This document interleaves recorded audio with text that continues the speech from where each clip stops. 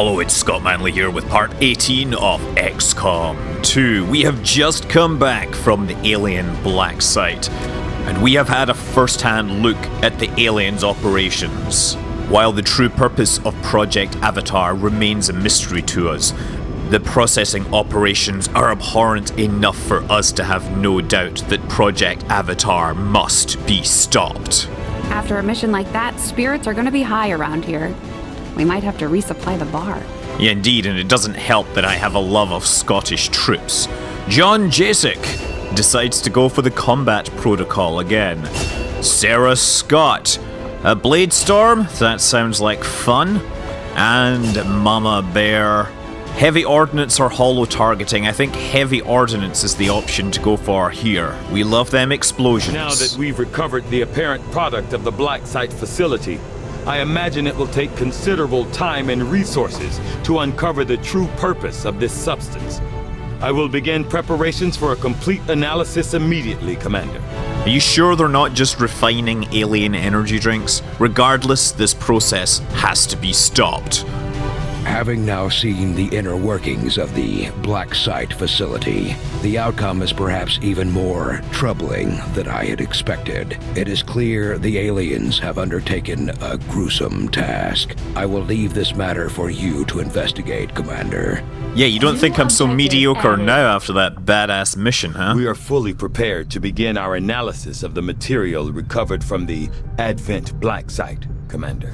Okay, now let's hope that stealing that magic potion has somehow affected the Avatar project's progress.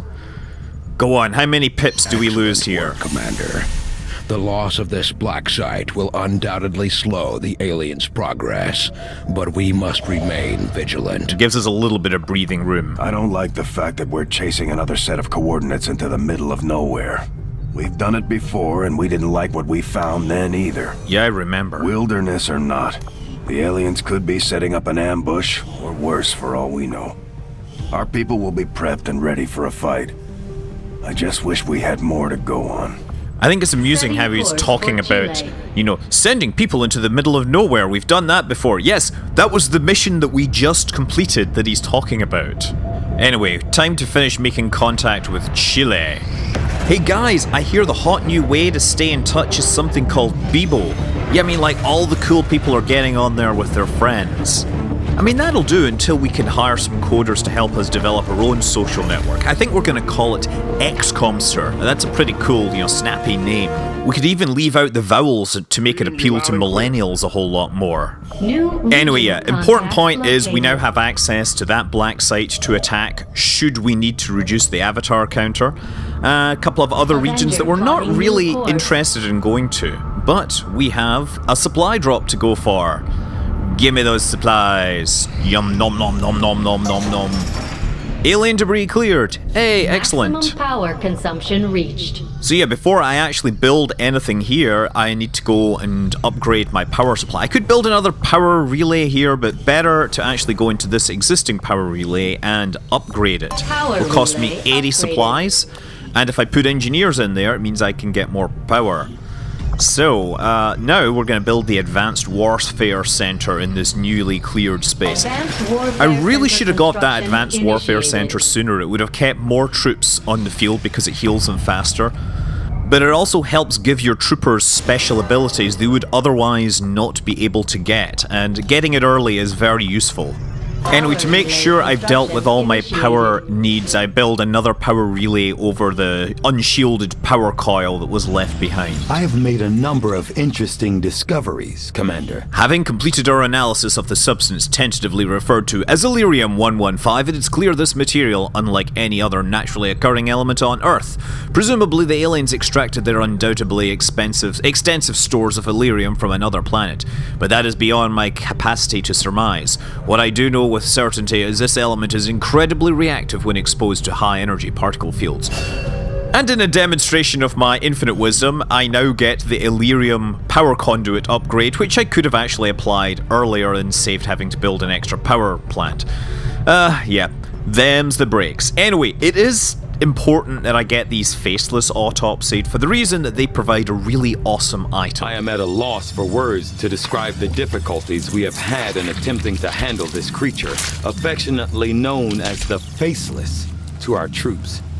The nebulous form of its physical structure, including a pliable, semi-solid outer layer, seems to be slowly degrading now that the creature has expired.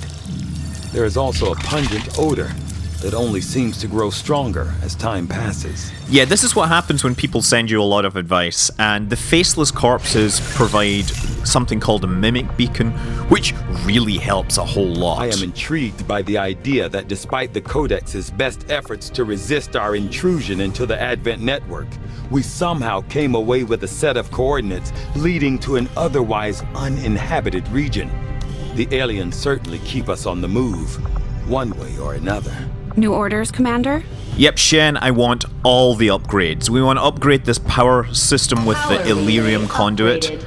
And now, we should have more than enough to build a Psi-Lab down here.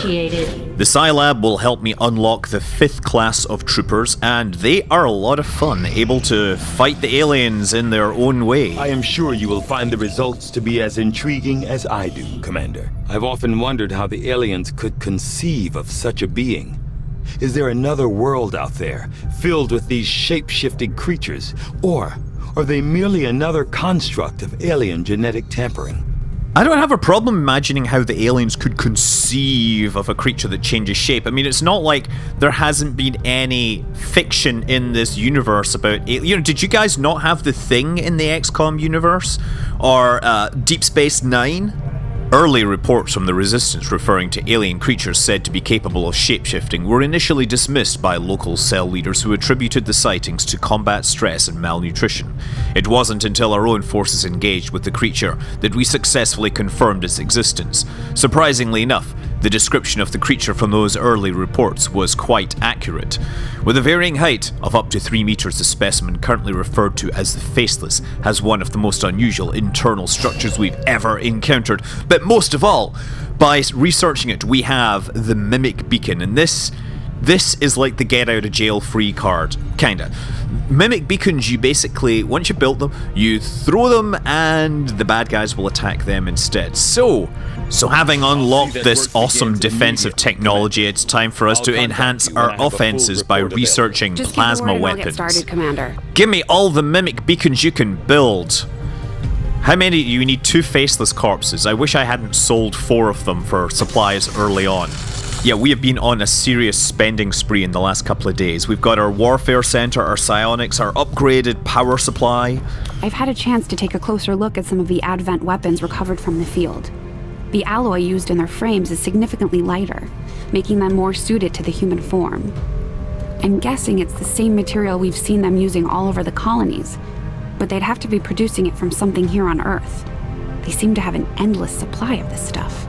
Shen, have you ever considered that you might still be in the simulation? Or in fact, this entire thing is still a simulation? Perhaps I am still in the Advent simulation network, tracking how the Resistance would respond to their discovery of the Advent project and the horrifying threat that it presents to humanity. Well, so we should think about this facility. Commander, now that we've established contact with the local Resistance, we've got the details we need to move on the aliens' facility. This is our chance to set back their work on the Avatar project. Oh hey, new targets in the Guerrilla Ops, more dark operations thing. Rapid response in the western US, Operation Unceasing Heart, hack the hidden Resistance computer. That'll be relatively easy. We have Dying Vanguard, stopping the Viper rounds, which I really don't like. Operation Doom Mask, recover item from Resistance Haven, but I don't know what it counters. So yeah, it's a toss-up between one of these two. And I think that I actually need scientists because we are going to need a minimum of 4 scientists to do some of the research. So Dr. Olav Harlverson, whatever. Look, we're going to be up here in United States. Operation Unceasing Heart is go. A hacker trying to impress the Resistance found a way to an access point near our AO. From the looks of it, she found something critical tied to the aliens' latest operation. Unfortunately, she only lived long enough to recover a fragment of the data. We're moving to secure the area, eliminate any alien forces nearby, and hack that terminal before they manage to lock it down. We need that data if we're going to stop their progress. So once again, we have to ask why exfiltrating this data will somehow stop them sending more troops after us. Menace 1-5, this is Avenger. The access point we're after is just ahead. Move to secure the area. Expect hostile resistance. Yes, it looks like the Advent data point is set up inside like a 7-Eleven or something. Wait till you see the hacker is going to have been Apu Nahasapina Pedalon from Springfield. I mean, you know, he's Indian, he's got like mad math skills, you know, he's able to know the 50,000th decimal place of pi. I would not be surprised if Apu had like badass hacking skills. So yeah, first round was a rapid move. We haven't seen anything, now we're going to be a little more Overwatchy creepy. Remember everyone, make sure you have your covering fire figured out. Yu Yang moving up. Emily Scott moving up. Eyes on the enemy. Using my snipers as scouts is perhaps a little reckless of me, but as long as we don't trigger the hostiles, we will be okay to open up with full firepower next turn. Yes, Hendrik Van Dyke is taking a very circumspect route to where we asked him to go. Like he climbed up and down there just to cut out a couple of squares.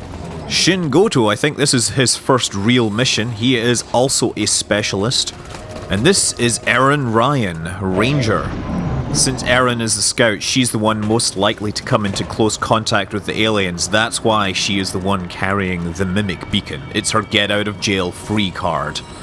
Okay, now, time to spring the trap. Yu Yang getting her kill zone set up.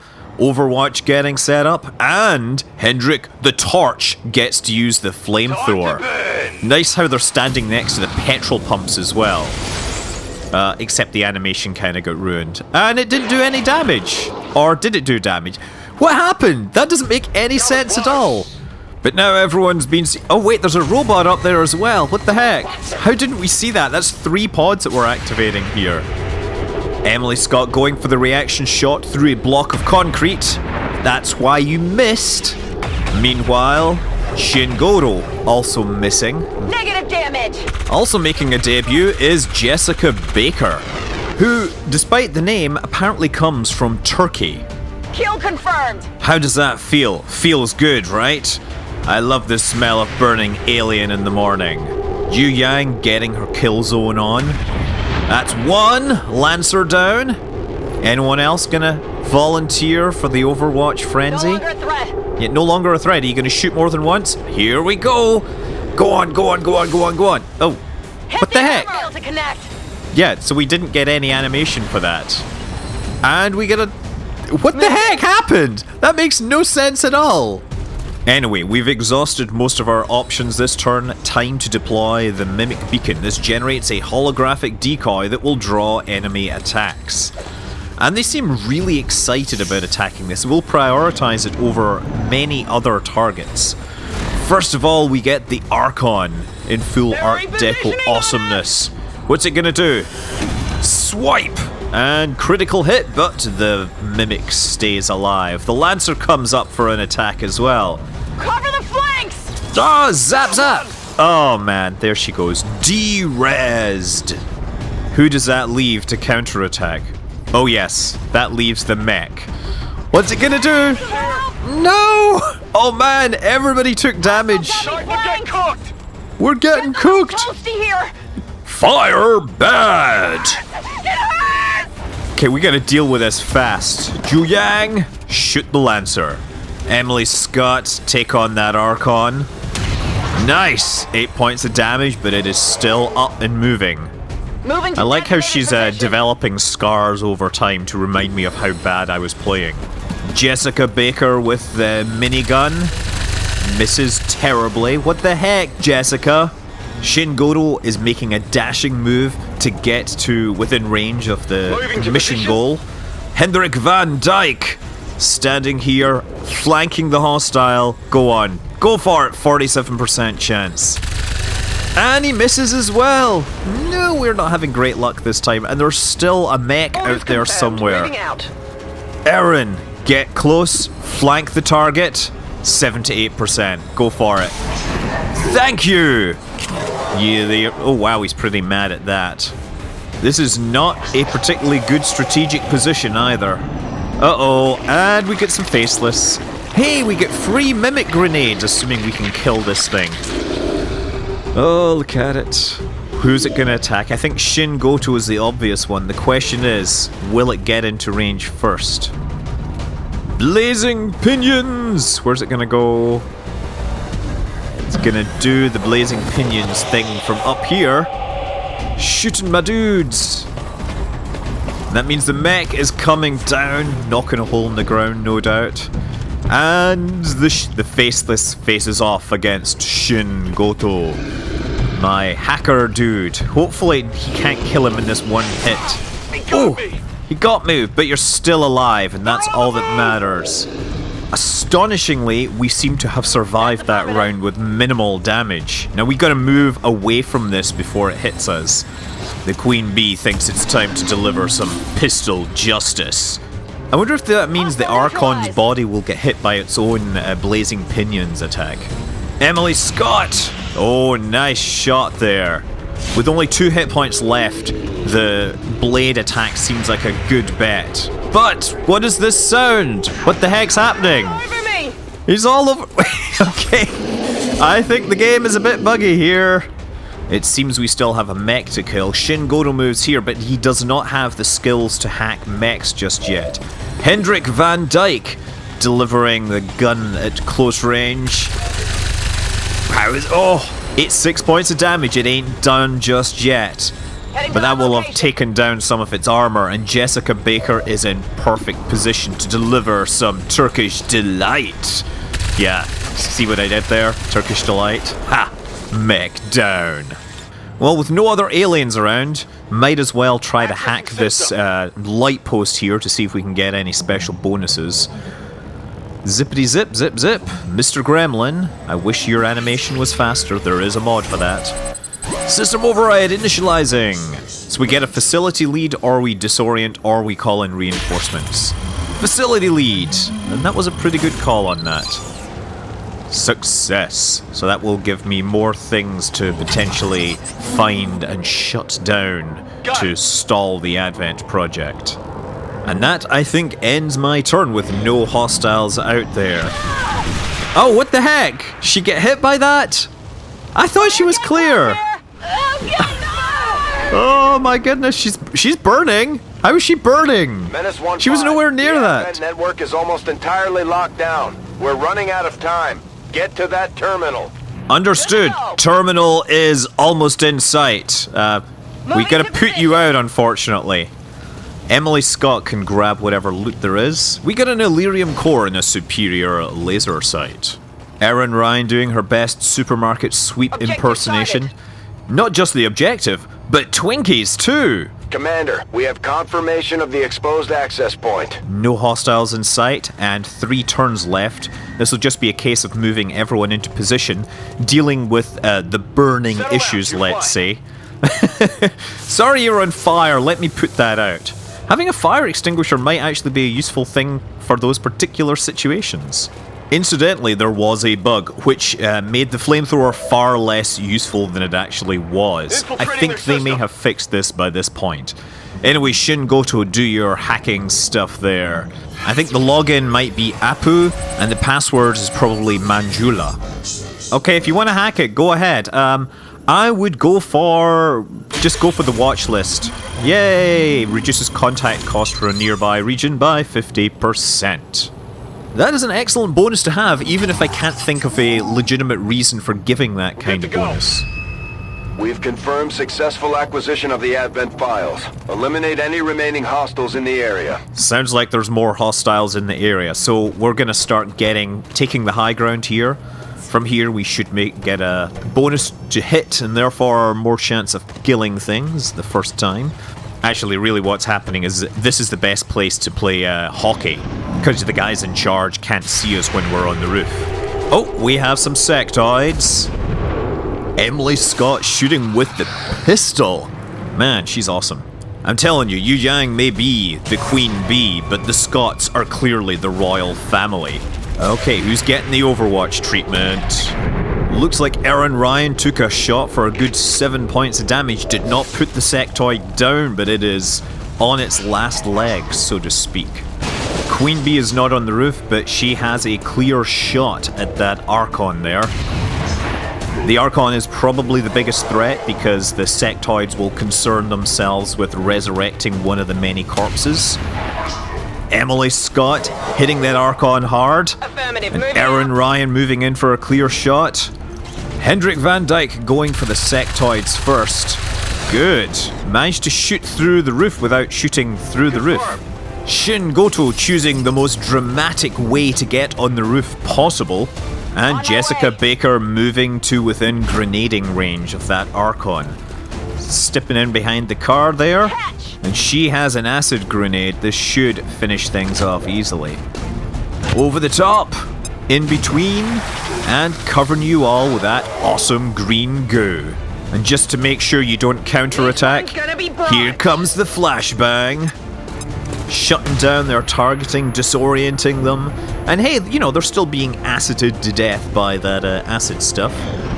Let's see how long they last in the face of the awesome green goo. Oh, 1 point. He survived, actually. What are the odds of that? What's he gonna do? Sectoid takes 1 point of damage as well. Hopefully they won't be able to counterattack with any great accuracy. Oh yeah, Overwatch from Shin Goto. And he gets an Archon kill. Brilliant work, sir. Actually, maybe since he's a hacker type, we should call him Shin Goto, because, you know, Goto is, you know, considered harmful, right? And the killing shot from Hendrik Van Dyke, but it would appear we still have one more faceless on the map to deal with. Yeah, good luck charging him across the map and killing us. Emily Scott is in perfect position to hit him for 7 points of damage. And I gotta say that magnetic shotgun sounds like the Dalek weapons from Doctor Who. Enemy down. Exterminated. Status confirmed. All hostiles are down and the area is secure. Status confirmed. Mission An accomplished. excellent outcome and an excellent time to finish here. I'm Scott Manley. Fly safe.